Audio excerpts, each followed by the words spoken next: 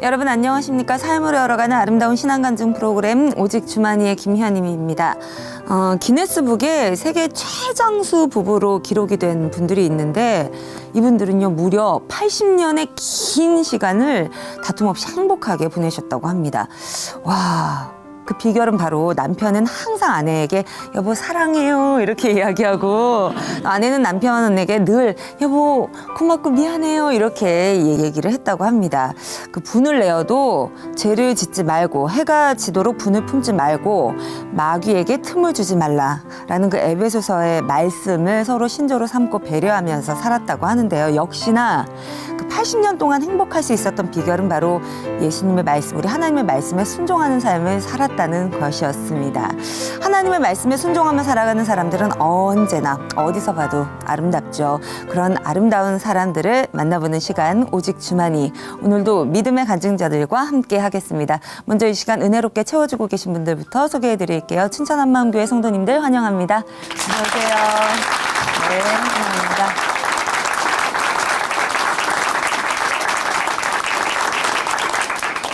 오늘의 첫 번째 출연자입니다. 이분은 젊은 시절에 정말 한 몸매 하셨던 분이라고 하는데 길거리 이분이 딱 나갔다 하면 그냥 남자들이 지나가다가도 혹 이렇게 쳐다볼 정도의 아름다움을 유지하셨던 분이라고 합니다. 이분이 결혼하고 나서 현모양처가 되셨다고 하는데 이 아리따운 분을 남편분이 얼마나 또 아끼고 예뻐해 주셨을까요? 그렇게 큰 극진한 사랑을 받던 이분이 어느 순간 남편분이 교회에 열심을 내면서부터 집안 분위기가 조금 달라졌다고 합니다. 나만 사랑해 주던 남편이 교회에 열심을 낸다? 그런 이 열심을 이분은 그 남편이 자신에 대한 배신으로 여겼다고 하는데요. 그 이후의 이야기가 궁금해집니다. 직접 들어보도록 하죠. 춘천한마음교회 김옥경 자매님 박수로 오시겠습니다.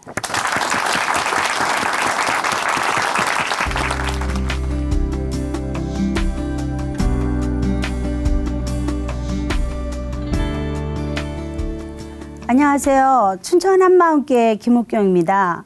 저만 사랑하고 바라보던 남편이 하루아침에 오직 예수님을 향한 일편단심이 되었는데요. 그런 남편에 대한 배신감으로 방황하다가 저도 일편단심으로 예수님을 사랑하게 된 간증을 나누려고 합니다. 20대 초반 어느 날 어머니를 찾아 이웃 하숙집에 가게 되었어요. 그 집 대문을 열고 들어가면서 아줌마, 우리 엄마 여기 오셨어요? 물어보는 순간 마루에 둘러앉아 점심을 먹고 있는 남자 학생들이 보였어요. 대부분 학생들이 한마디씩 말을 걸어왔어요. 당시 제가 수영선수여서 한 몸매 했거든요. 그런데 유독 한 명만 관심 없이 점심만 먹고 있는 거예요. 그 사람이 제 눈에 확 들어왔고 말 없는 그 사람을 좋아하게 되었습니다. 그 사람은 ROT생이었어요.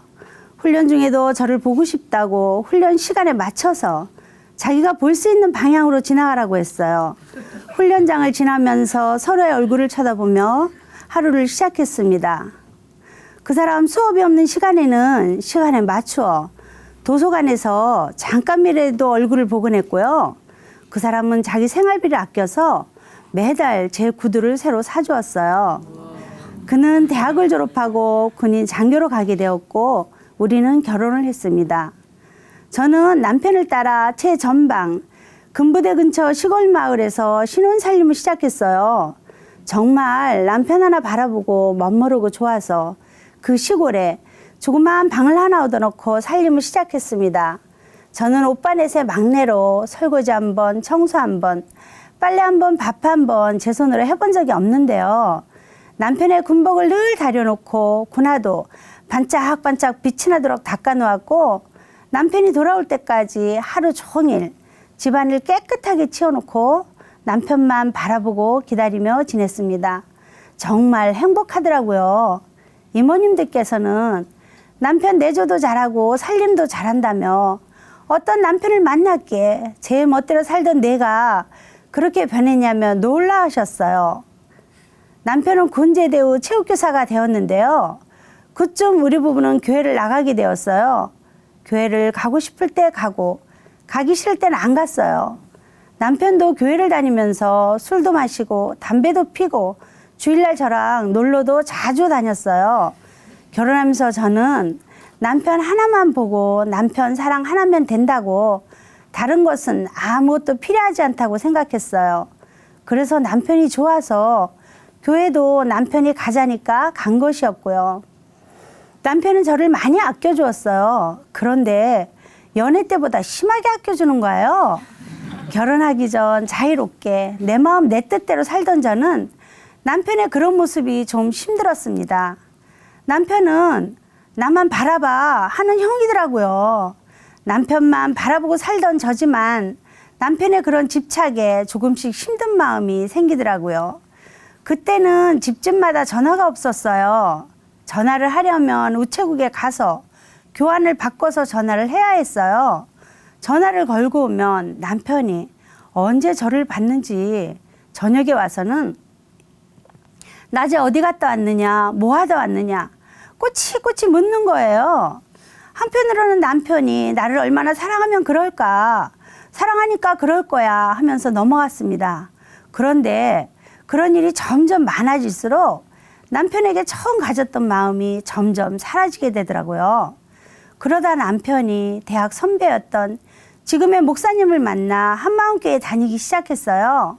어느 날 자신이 예수님을 제대로 믿게 되었다며 지금까지 신앙생활했던 것과는 180도 달라지는 거예요. 제가 남편을 잘 알잖아요. 아무 생각 없이 교회를 다녔던 저는 갑자기 변한 남편의 모습에 어리둥절했어요. 그러면서 생각이 복잡해지더라고요. 하루는 남편이 저에게 이렇게 고백하는 거예요. 신혜 엄마, 내가 여태껏 당신을 사랑한 것은 나의 욕심이었어. 예수님을 만나 참 사랑을 알게 되니 정말로 당신을 사랑하게 되었어 하는 거예요.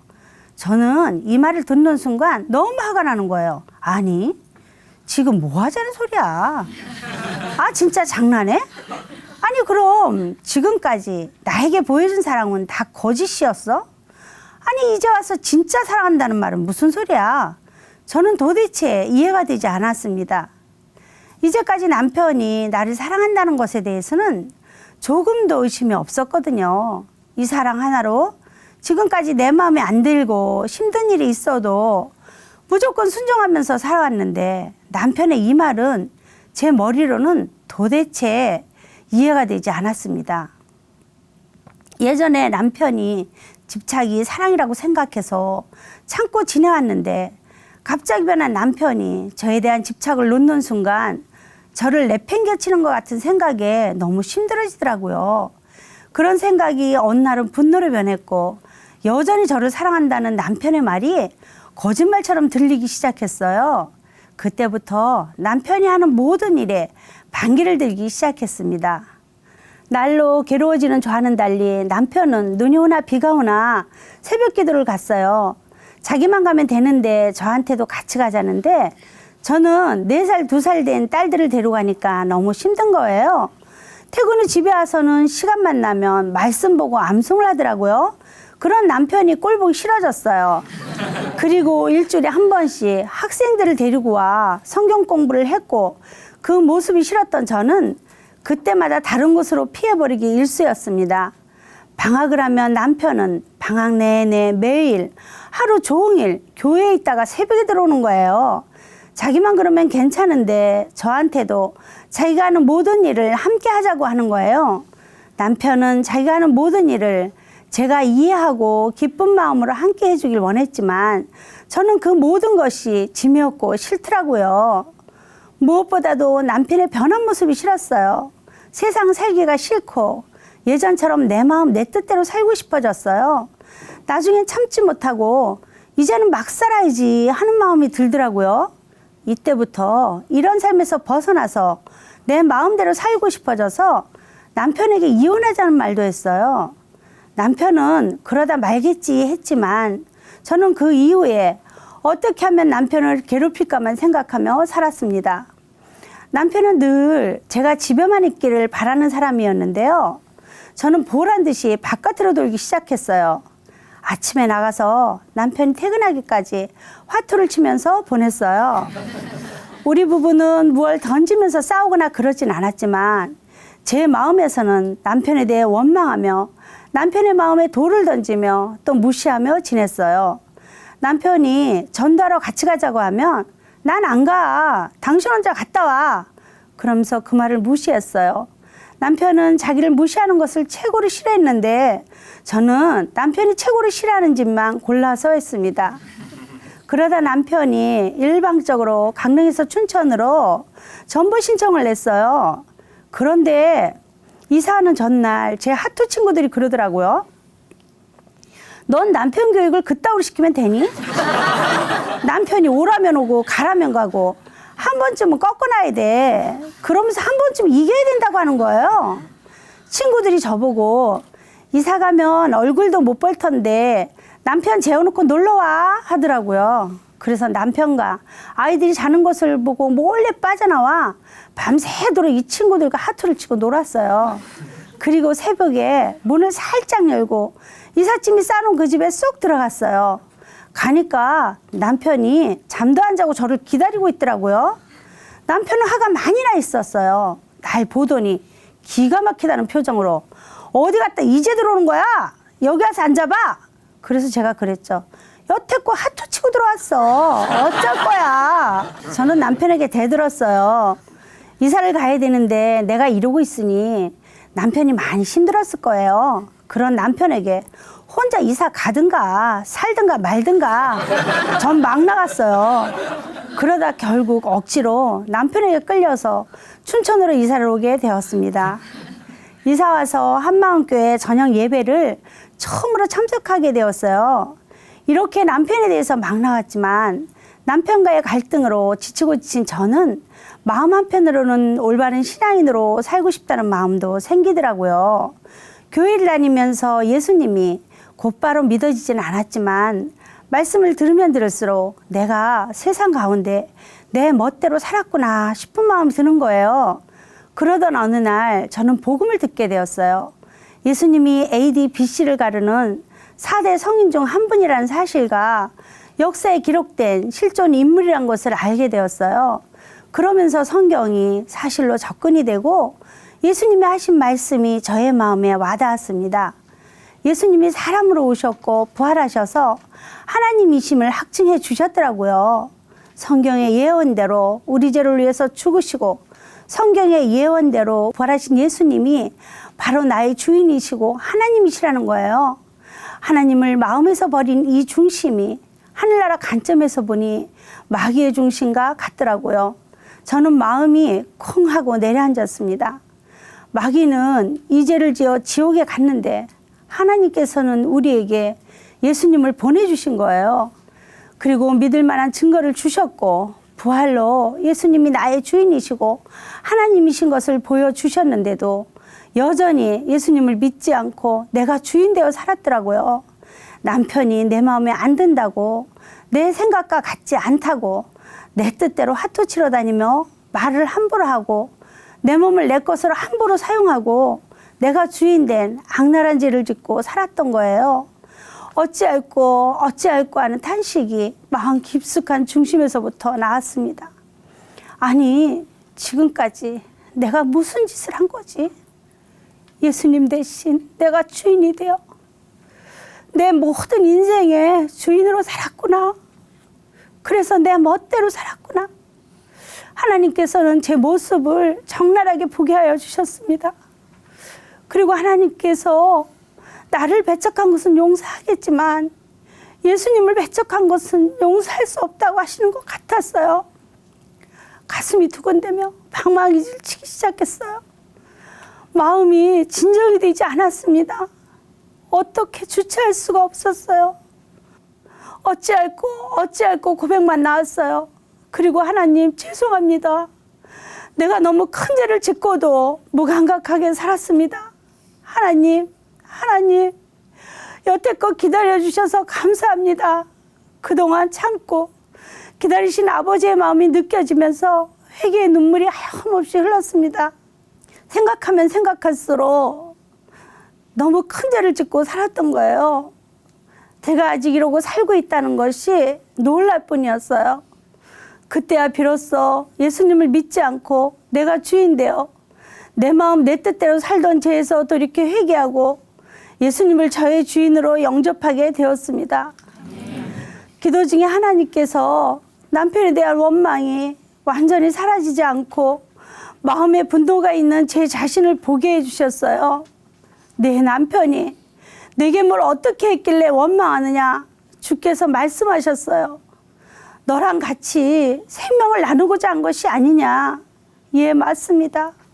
그런데 속으로 전 남편 때문에 늘 손해보는 것 같습니다. 생각하고 있는데 주께서 또 말씀하셨습니다. 그 생각을 하는 옛사람은 이미 예수님이 십자가에 못 박혀 죽을 때 너와 함께 죽은 것이 아니냐. 나는 이미 내게 모든 것을 다 주었다 말씀하시는데 회개의 눈물만 흘렸습니다. 생각해보니 정말 주님은 제게 모든 것을 다 주셨더라고요. 원망하고 있는 것은 제가 아니었어요. 이런 저는 이미 죽었더라고요. 성경에서 말씀하시는 저의 옛사람이더라고요. 저는 옛사람이 나인 줄 알고 속아서 살았던 거예요. 저는 남편의 반응에 따라 움직이는 자가 아니라 오직 하나님 말씀에만 반응하는 존재가 되었고 이미 예수 그리스도 안에서 모든 것을 다 소유한 자가 된 것이었습니다.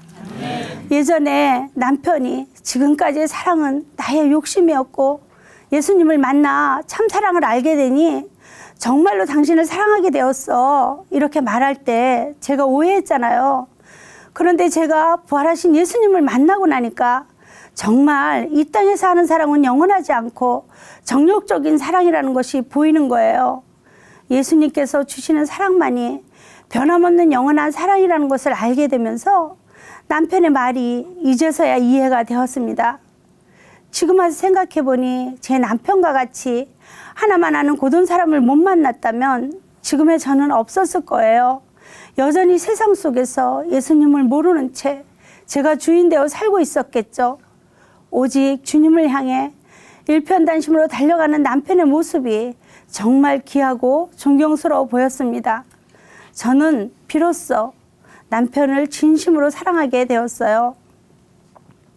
예수님이 부활하셔서 다 이루어 놓으신 그 사랑에 감사하며 지내다 보니 만나는 모든 사람들에게 기회가 될 때마다 입술을 열어 복음을 전하는 부활의 증인된 삶을 살게 되었어요.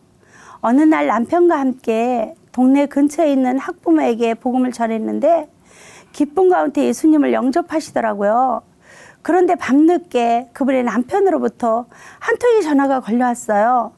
감기에 걸린 줄 알았던 자기 부인이 급성 백혈병으로 중환자실에 있는데 우리 부부를 보고 싶어 한다는 거예요.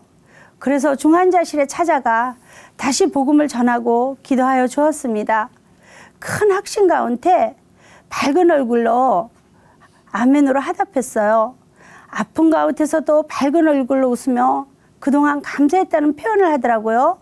그리고 며칠 후 기쁨 가운데 소천하셨습니다.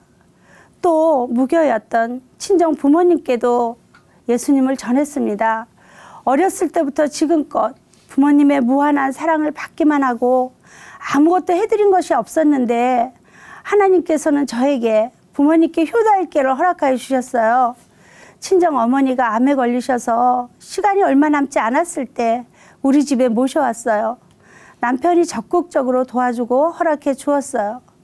1년 동안 어머니를 간병하면서 예수님을 전했는데 기쁨 가운데 예수님을 영접하셨습니다. 남편은 어머니가 어디를 가고 싶다, 무엇이 먹고 싶다 하면 반드시 해줬는데요. 정말 고맙더라고요. 친정 부모님 모두 예수님을 믿으시고 소천하셨습니다. 하나 될 수 없었던 우리 부부가 연합되어 주님의 귀한 복음을 전하는 일에 쓰임받는다는 것이 참 감격이 됩니다. 남편은 지금 행정적인 일들로 교회 공동체를 섬기고 있어요. 예전이나 지금이나 남편은 늦게 들어올 때가 많아요. 목사님의 해외 집회도 부쩍 잦아지셔서 남편도 목사님과 함께 며칠씩 집을 비울 때가 자주 있어요. 저 혼자 지내는 시간도 더 많아졌지만 예전처럼 원망하거나 불평하지는 않는답니다. 오히려 저와 공동체를 온 마음으로 섬기는 남편이 너무 자랑스럽습니다. 저도 기도로 동력하고 있어요. 예수님 믿지 않고 내가 주인 되어서 제 뜻대로 해주지 않는 남편을 원망하고 반항했던 제가 이제는 복음으로 교회 공동체 일원이 되어 주와 복음을 위해 남편과 함께 한 방향을 향해 사는 자로 변화되었습니다. 가장 축복받고 행복한 가정의 비결은 복음으로 부부가 한 마음이 되어 주님을 향해 달려가는 거더라고요. 주와 복음을 위해 일편단심으로 달려가는 남편과 함께 저도 오직 주님을 위해 달려가겠습니다. 감사합니다.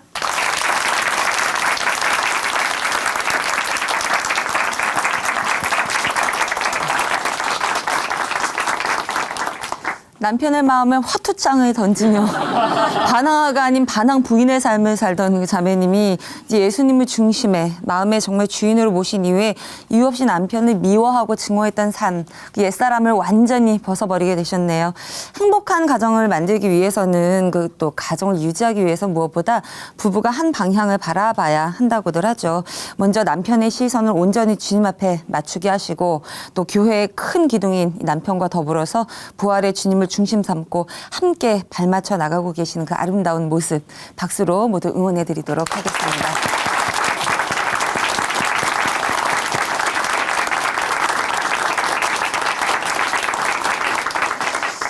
아름다운 믿음의 고백과 함께 하나님의 은혜를 진심으로 나눠가고 있습니다. 삶을 열어가는 아름다운 신앙간증 프로그램 오직 주만이 이제 두 번째 간증자를 여러분께 소개해드리겠습니다. 이분은 그 무속신앙과 또 불교에 정말 심취해 있었던 분인데요.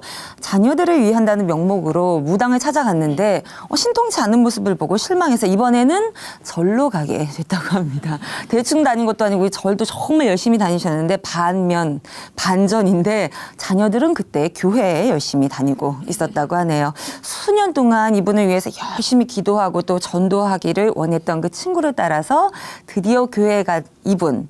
그곳에선 어떤 일이 벌어졌을까요? 함께 이야기 들어보겠습니다. 춘천 한마음교회 이환자 자매님 박수를 모시겠습니다.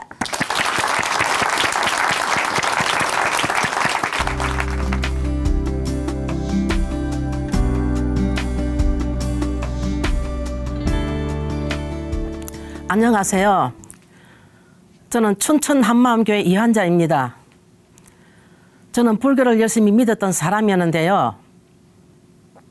지금은 부활하신 예수님을 마음의 주인으로 믿고 자유함을 누리게 된 것을 함께 나누고자 합니다.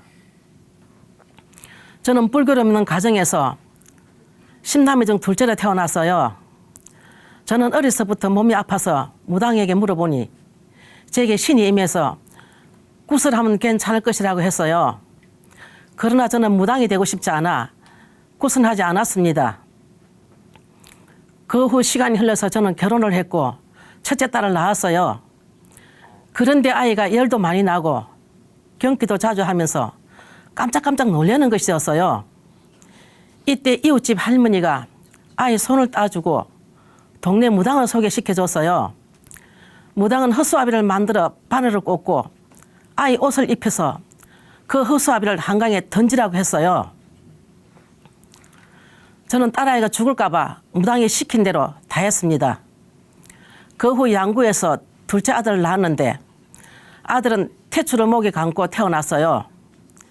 태출을 감고 태어나면 수양 엄마를 삼아야 한다고 하기에 무당은 수양 엄마를 삼아줬어요. 그런데 어느 날 수양 엄마가 와서 제가 신굿을 받지 않으면 6살 난 둘째 아들이 죽는다고 해서 신굿을 받게 되었습니다. 저는 무당 옷을 입고 꽃갈 모자를 쓰고 양손에 방울을 쥐고 팔을 높이 들고 섰어요. 무당들이 북치고 장구치고 징치고 깽가리치고 30분가량 구판을 벌렸는데 저는 끄떡도 하지 않았습니다. 무당은 진 땀을 흘리며 구판을 멈추고 고개를 갸우뚱하더니 저를 보고 아따 세다 하면서 무당 옷을 벗으라고 했어요. 저는 속았다는 생각에 그 후로는 무당집을 가지 않았습니다. 그 후 저는 양구에는 어느 절을 열심히 다니기 시작했어요. 한 달에 일주일은 저녁이면 절에 들어가서 밤새도록 관세음보살을 부르며 기도를 하고 새벽녘에 집에 내려오곤 했습니다. 저를 전도한 친구는 그 시간에 교회로 새벽 예배를 가고 있었어요. 그 친구가 저를 보더니 혀를 차면서 불쌍한 것 그러는 거예요. 그래서 내가 왜 불쌍하냐 하면서 여러 번 친구와 말다툼을 했어요. 저는 열심히 절을 다니는데 큰딸은 동생들을 데리고 교회를 나가는 거예요. 저는 그것을 알고 너무 분이 나서 혼내주고 막 때려줬어요. 그랬더니 애들이 성경책을 앞집에 감춰두고 교회를 다니더라고요. 애들이 엄마를 위해 계속 기도했고 새벽마다 저희 친구도 저를 위해 3년 동안 기도를 했다고 합니다.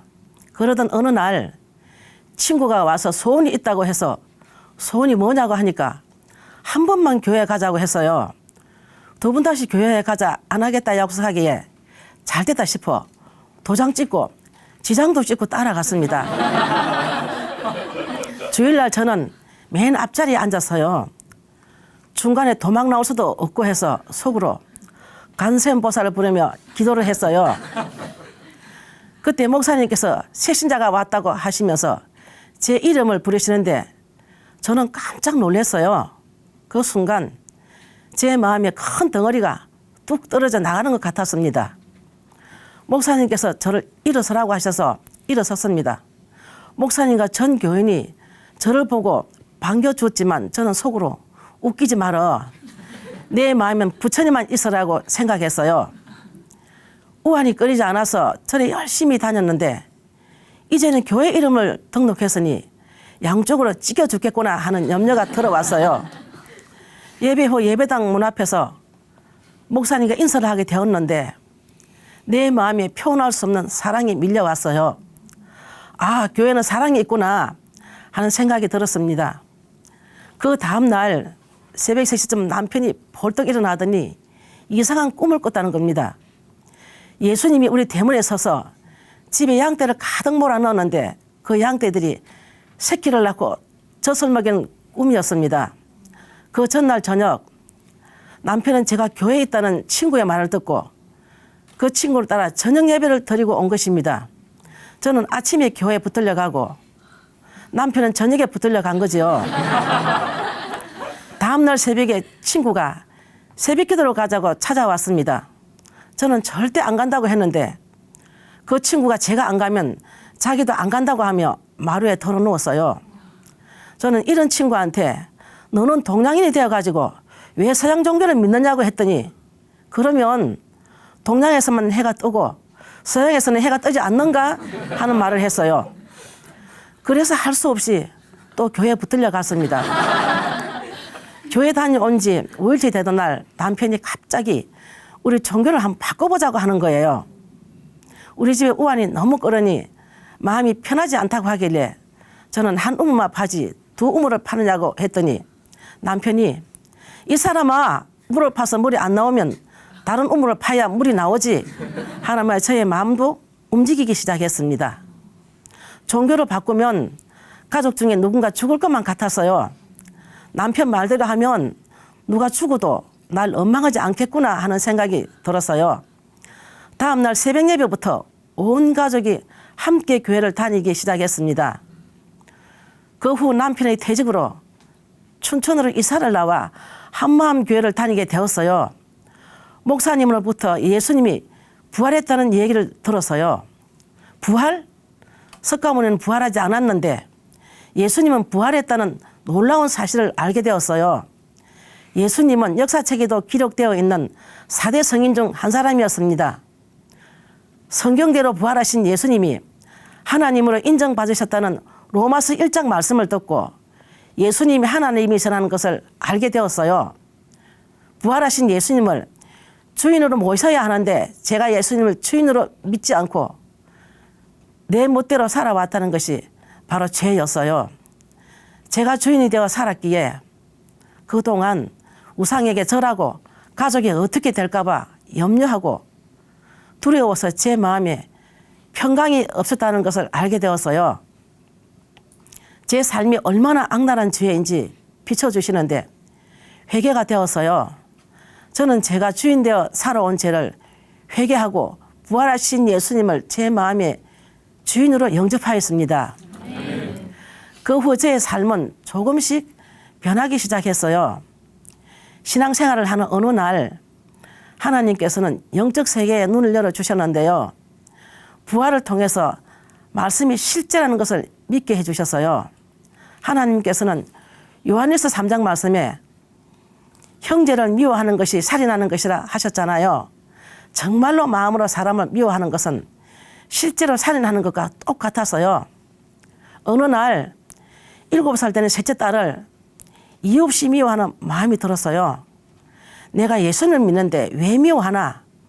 아무리 미워하지 않으려고 해도 보는 순간 미워지고 내가 미쳤나 하는 생각에 몹시 마음이 괴로웠습니다.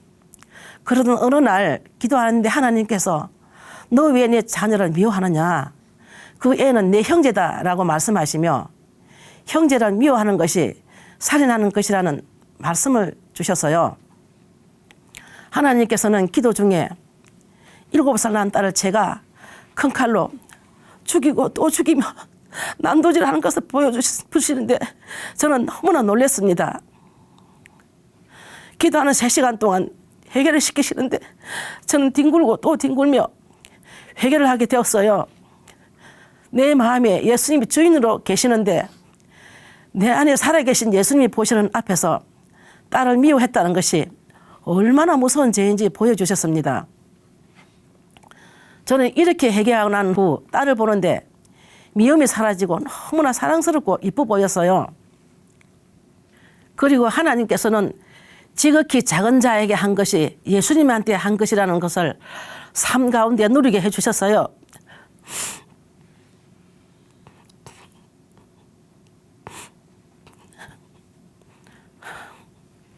저희 친정 어머니는 당뇨 합병증으로 고생하셨어요. 그때 제가 어머니를 모시고 있었고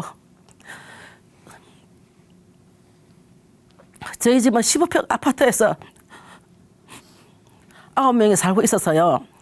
경제적으로 쫄딱 망한 데다가 자녀들은 4명 다 학생들이었어요. 친정 어머니는 기침과 가래가 심하셨고 온몸에 혈액순환이 잘 안 돼서 퉁퉁 부은 몸을 수시로 주물러 드려야 했어요. 이렇게 집안 형편이 너무나 어려우니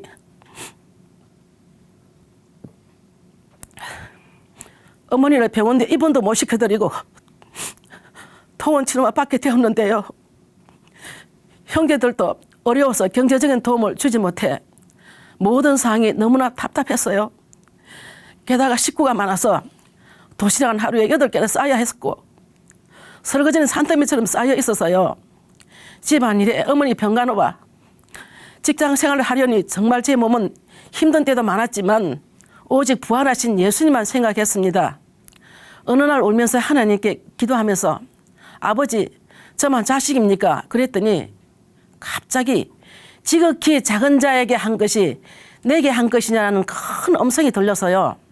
그 순간 어머니에게 한 것이 예수님께 한 것이라는 것을 알게 되면서 저는 이 말씀 앞에 푹 꼬꾸라졌습니다. 아버지 잘못했습니다. 저는 회개하고 다시는 형제들을 원망하지 않게 되었어요. 이 일로 어머니는 제게 맡기신 하나님의 선물이셨고 또 하늘에 상급을 쌓을 기회를 주신 것을 알게 되었어요. 어머니는 그 후에 편안하게 하나님 품에 안기시게 되었습니다. 이렇게 교회를 열심히 다니면서도 저는 제사를 끊지 못하고 있었습니다. 어느 날 목사님께서 집에 찾아오셔서 누가복음 10장 말씀을 읽어보라고 하시는 거예요. 저는 그 말씀을 찾아서 읽어보게 되었는데요. 거지 나사로와 부자가 죽은 내용이 나오더라고요. 너희와 우리 사이에 큰 구렁이 끼어 있어 여기서 너희에게 건너가고자 하되 할 수 없고 거기서 우리에게 건너올 수도 없게 하였느니라. 이 말씀을 읽는데 사람이 죽으면 천국과 지옥 두 갈래로 갈라져서 가는데 이 세상에는 오지도 못한다는 거예요. 성령께서 이 말씀에 큰 확신을 주실 때 저도 모르게 손이 번쩍 올라가면서 아이쿠 도둑을 잡았구나 무릎을 탁 쳤어요. 저는 사람이 죽으면 귀신이 되는 줄 알았어요. 사람이 죽어서 귀신이 되는 것이 아니었어요. 제사를 지낼 때 돌아가신 가족들이 오는 게 아니고 악한 영이 왔었구나. 그러면서 고린도전서 10장 말씀에 이방인의 제사하는 것은 귀신에게 절하는 것이라는 말씀이 실제라는 것을 알게 되었어요. 악한 영이 사람의 모습을 하고 속이고 거짓말시키는 것이었어요. 그동안 이 도둑놈에게 속아서 조상이라고 생각하고 제사를 지낸 것이 분통이 터지고 이가 갈렸습니다. 그래서 저는 이 사실을 가족들에게 말했어요. 그날부로 저희 집에는 제사가 끊어지게 되었습니다.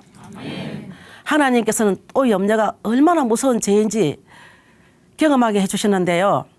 어느 날 저희 남편이 심장마비로 갑자기 돌아가시고 매달 들어오는 수입이 끊어져서 경제적인 어려움이 찾아오게 되었어요. 그 당시 막내가 군 복무를 마치고 다음 학기에 복학을 해야 되는데 앞으로 어떻게 살아갈까 염려가 되는 거예요. 남편이 소천하신 지 8세 되던 날 초저녁에 누워서 앞으로 살아갈 길을 생각하는데 갑자기 제 다리를 손톱으로 누가 긁는 것 같아서요. 저는 다리가 아파서 툭툭 털고 있는데 조금 있다가 이번엔 다리를 더 아프게 긁는 거예요. 그러더니 갑자기 새끼손가락 굵기로 짠 흰 거물이 동시에 날아와서 제게 올가미를 딱 씌웠습니다. 그 거물에 제 온몸이 다 들어가서요. 너무나 위급한 상황이었어요. 순간 거물을 쪼이려 할 때 큰 소리로 예수! 하면서 자리에서 벌떡 일어서서요. 그때 거물이 싹 없어져 버렸습니다. 제가 어떻게 일어섰는지 모르겠더라고요. 성령께서 일방적으로 일으켜 주신 것 같아요. 저는 이래서 염려도 죽는구나. 염려하면 안 되겠구나. 이런 마음이 들었어요. 저는 이 일을 통해 베드로전서 5장 말씀에 염려하면 마귀가 삼킨다는 말씀이 실제라는 것을 알게 되었어요. 전능자가 이 땅에 오셨다 가셔서 모든 문제를 다 해결하시고 나의 주인이 되어주시는데도 이분 앞에서 염려하는 것은 예수님을 정말 주인으로 믿지 않은 죄였어요. 그러니 마귀가 그 틈으로 우는 사자같이 삼키려고 덤비는 것이었습니다.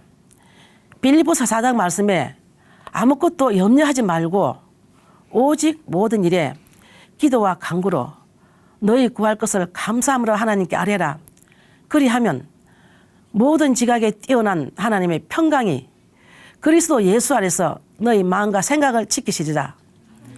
이 말씀을 아멘으로 붙들고 모든 염려를 다 주께 맡겨버렸더니 제 마음에 평강이 임했습니다. 이제 저는 하나님의 말씀대로 염려하지 않은 사람이 되었어요. 지금은 아이들도 다 장성해서 출가를 했고 믿음 안에서 잘 살고 있습니다. 언니와 8명이나 되는 동생들에게 회개하고 예수님을 주인으로 믿으면 천국에서 같이 살 수 있다고 하니 하나 둘씩 교회에 따라 나오기 시작했어요. 얼마 전에는 침을 잘 놓으시는 한의사님과 동생들이 사는 남쪽 지방에 2박 3일 전도여행을 간 적이 있어서요. 그때까지 예수님을 주인으로 믿지 않던 동생들은 복음을 듣고 예수님을 주인으로 고백했습니다. 조카들도 예수님을 주인으로 믿게 되었고요. 창원에 사는 동생은 한 달에 2번씩 꼭 춘천에 와서 같이 예배를 드리기도 합니다. 하동에 갔을 때에는 침을 놓아주며 복음을 함께 전했더니 많은 사람들이 예수님을 주인으로 믿기도 했어요. 침으로 치료를 해주면서 복음을 전하니까 마음이 활짝 열리더라고요. 일산에 사는 시누이에게도 복음을 전했는데 눈물로 예수님을 주인으로 영접했습니다. 저는 지금 가는 곳마다 복음을 전하고 있는데요. 목욕탕에 가면 거기서도 복음을 전하고 수영장에 가면 거기서도 복음을 전하고요. 몸은 이렇게 커도 신바람 나고 가뿐하게 살고 있습니다. 그동안 우상을 섬기던 제가 예수님을 만나지 못했다면 미워하고 염려하고 원망하다가 힘들게 살았을 거예요. 그러나 이제 부활하신 예수님을 만나서 모든 염려를 다 주께 맡기고 사랑하며 주님이 주시는 평강 가운데 살고 있습니다. 저의 주인이 되어주시고 기쁨과 평강이 넘치는 풍성한 삶으로 인도하신 주님께 모든 영광을 돌려드립니다. 감사합니다.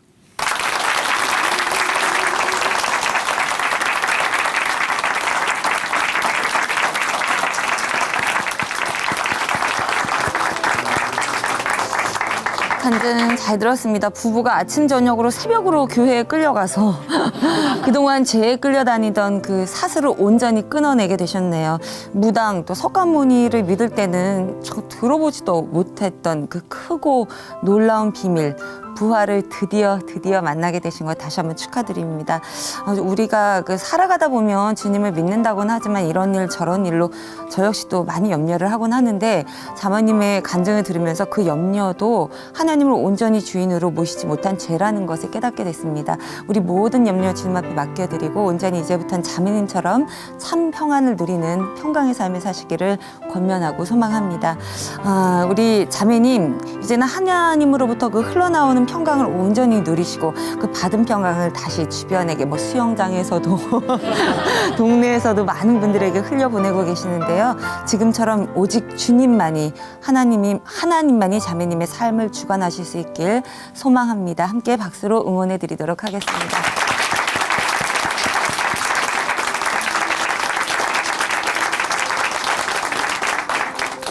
하나님으로 인해서 참 평안 그리고 온전히 변화한 삶을 함께 누리고 있습니다. 삶의 고백이 있는 간증 프로그램 오직 주만이 이제 찬양과 함께 마무리할 시간인데 은혜 많이 받으셨습니까? 네, 이 시간 찬양을 해주실 분은 일본 선교를 준비하고 계시는 김수진 자매님이시는데요. 나 같은 죄인 살리신 이 찬양과 함께 이 시간 마무리해 보겠습니다. 은혜 가득한 하루 보내시기 바랍니다. 고맙습니다.